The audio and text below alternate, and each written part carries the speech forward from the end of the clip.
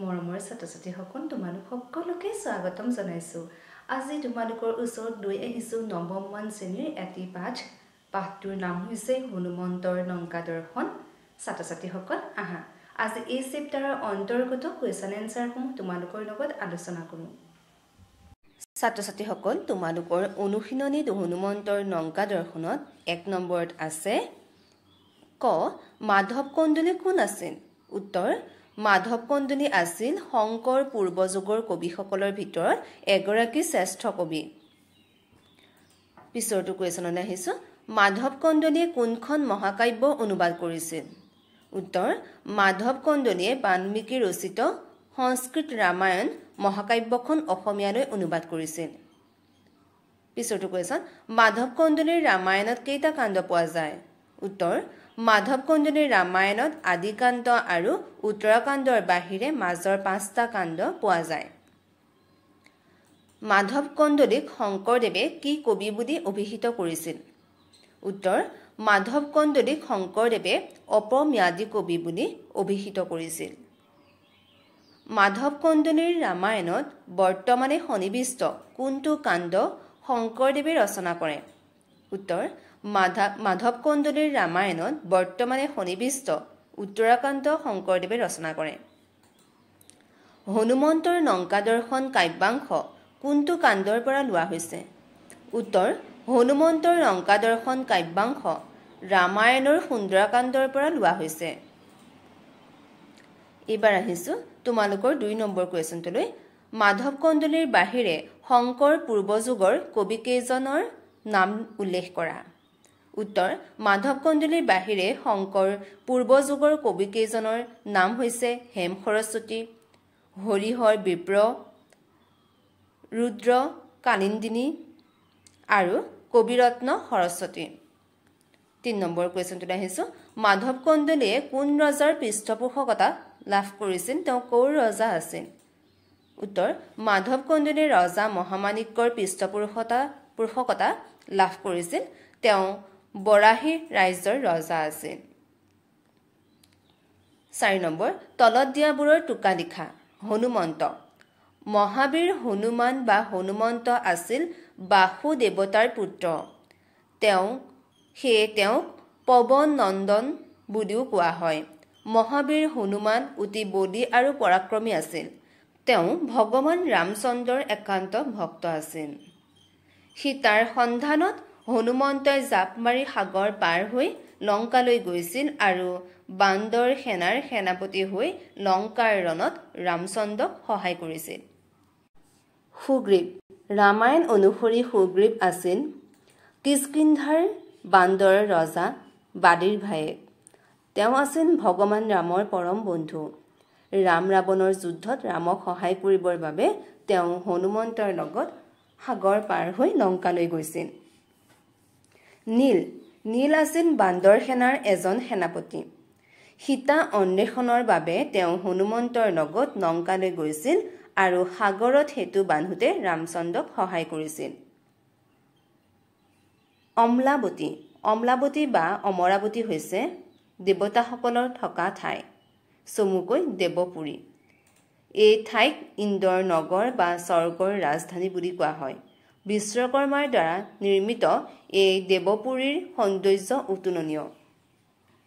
কাশ্যপ নন্দন সূৰ্য দেৱতাৰ অন্য নাম কাশ্যপ নন্দন। তেওঁ কাশ্যপ ঋষি আৰু অদিতিৰ পুত্ৰ আছিল। সেইবাবে কাশ্যপ নন্দন বুলিও কোৱা হয়। বিশ্বকৰ্মা আছিল ব্ৰহ্মাৰ পুতেক আৰু দেৱতাবিলাকৰ শিল্পকাৰ। তেওঁ দেৱতাসকলৰ বিমান অলংকাৰ আদি নিৰ্মাণ কৰা দেৱতা হিচাপে খ্যাত। শিল্পীগণৰ ভিতৰত বিশ্বকৰ্মাক শ্ৰেষ্ঠ বুলি কোৱা হয়।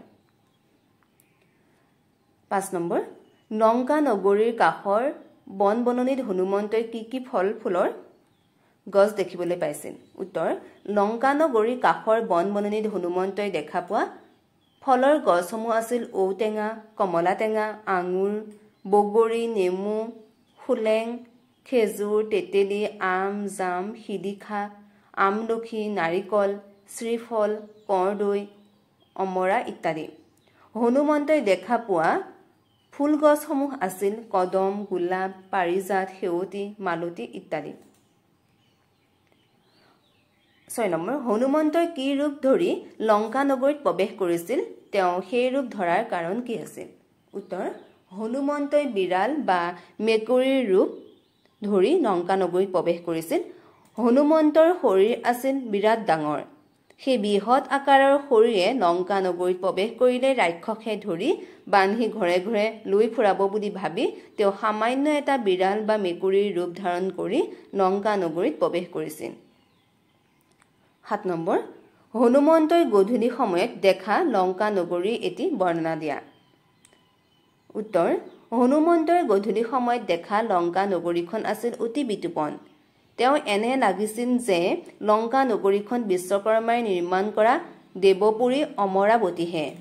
সোণালী বৰণৰ পাচিৰে চাৰিওফালে গোটেই নগৰখন বেৰি আছে। ঠায়ে ঠায়ে সুবৰ্ণ মাণিক জ্বলি নগৰখন উজ্বলাই তুলিছে।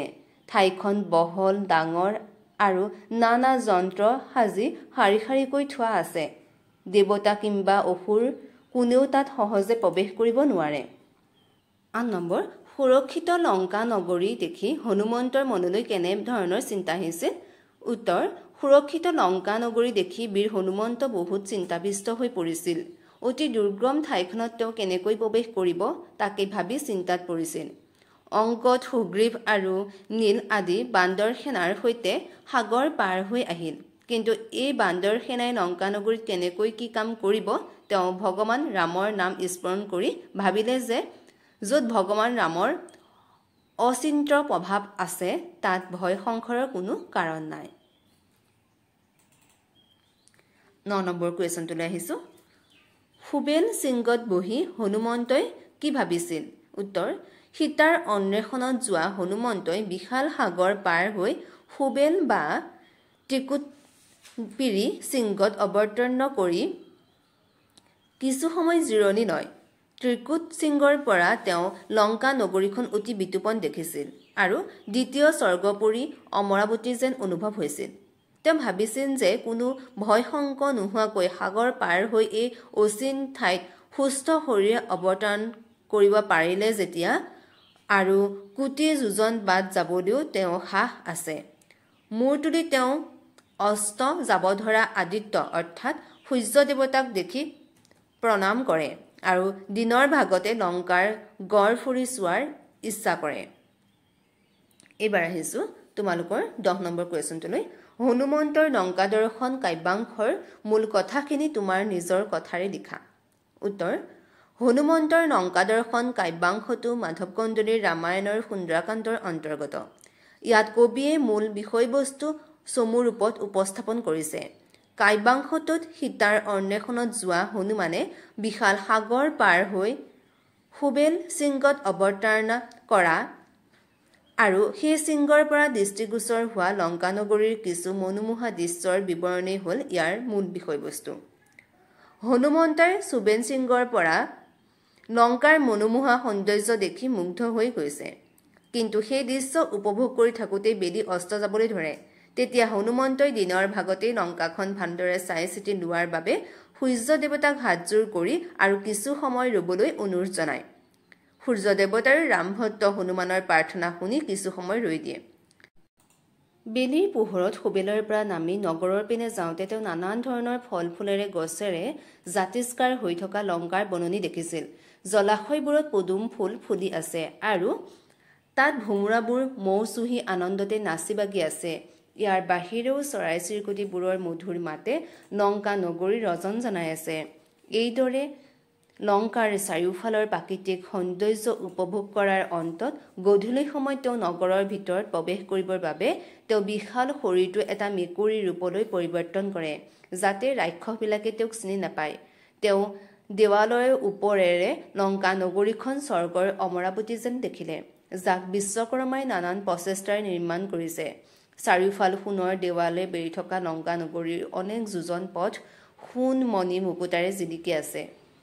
ইয়াৰ চাৰিওফালে নানান যন্ত্ৰ পাতিৰে তৈয়াৰী দুৰ্গবোৰ দেৱতা অসুৰেও পাৰ হোৱাটো সম্ভৱ নহয়। তেনে ক্ষেত্ৰত সাধাৰণ বান্দৰবিলাকে কেনেকৈ সীতাক উদ্ধাৰৰ বাবে লংকাত প্ৰৱেশ কৰিব সেই লৈ হনুমন্তৰ মনত চিন্তাৰ উদ্ৰেক ঘটিছে। ছাত্ৰ ছাত্ৰীসকল, এইবাৰ আহিছোঁ তোমালোকৰ 11 নম্বৰ কুৱেশ্যনলৈ। আধুনিক ৰূপ দিয়া। ক্ৰন্ত্ৰকী, কাঁইটীয়া গছ। ছাতিয়াল, চটিয়না গছ, তহিতে, তাত, দেখিলন্তে, দেখিলে। এইবাৰ আহিছোঁ 12 নম্বৰ কুৱেশ্যন। সমাৰ্থক শব্দ। গগন, আকাশ, বিৰাল, মেকুৰী, গড়, পাচিৰ, বাধা, সমুদ্ৰ, সাগৰ, প্ৰবন, বায়ু। ছাত্ৰ ছাত্ৰীসকল, এইখিনি আছিল এই চেপ্টাৰৰ অন্তৰ্গত কুৱেশ্যন এনচাৰ। তোমালোকৰ যদি ভিডিঅ'টো চাই ভাল পাইছা তেন্তে লাইক কৰিবা আৰু নিজৰ বন্ধু বান্ধৱীসকলক যিমান পাৰা সিমান শ্বেয়াৰ কৰিবা। কিবা অসুবিধা থাকিলে কমেণ্টৰ যোগে মোৰ লগত যোগাযোগ হ'বা। তো পৰৱৰ্তী ভিডিঅ'ত সেই অসুবিধাসমূহ দূৰ কৰিবলৈ চেষ্টা কৰিম।